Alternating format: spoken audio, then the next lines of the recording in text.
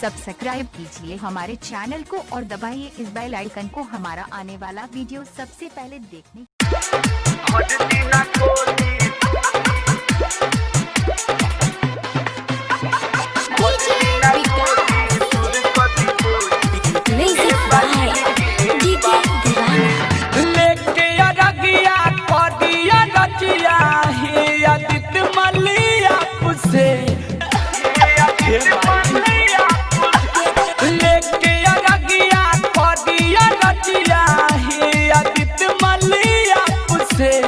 भर दिना गोदी दूर कदी बोझी हे बाजिन के पाप से।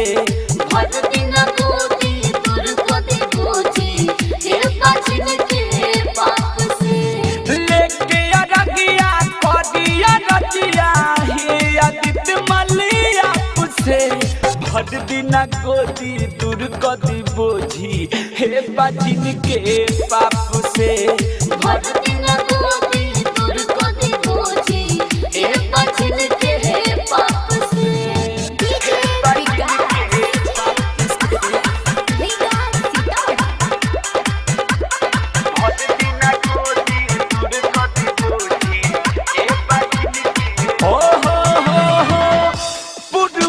जन्म में भइल कौन चूक हो अभी लेना भइले आदिति गोदिया के सुख हो।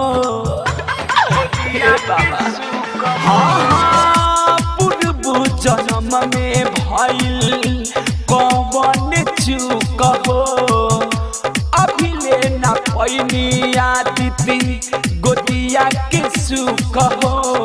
हमारा उपदिया फेर दिन जड़िया दिन उपद सन ताप से।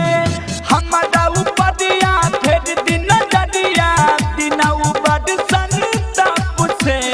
भर दिन गोदी दूर कदी बोझी हे बाजिन के पाप से। भर दिन गोदी दूर कदी बोझी हे बाजिन के पाप से।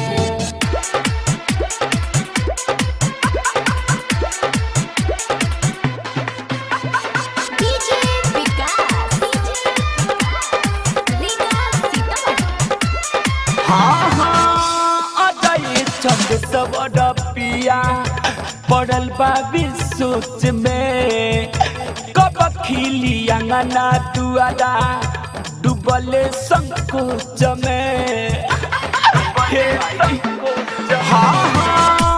अजय चंद सवर पिया पड़ल बाबी सोच में कब खिली अंगना दुआरा डूबल संकोच में।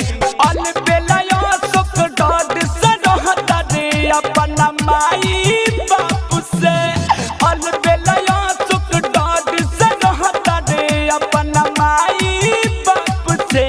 भर दिन गोदी दूर कदी बोझी हे बाजिन के पाप से। भर दिन गोदी दूर कदी बोझी हे बाजिन के पाप से। लेके अरगिया कदिया रजिया हे आदित मलिया से। भर दिना गोदी दूर कदी बोझी हे बाजिन के पाप से।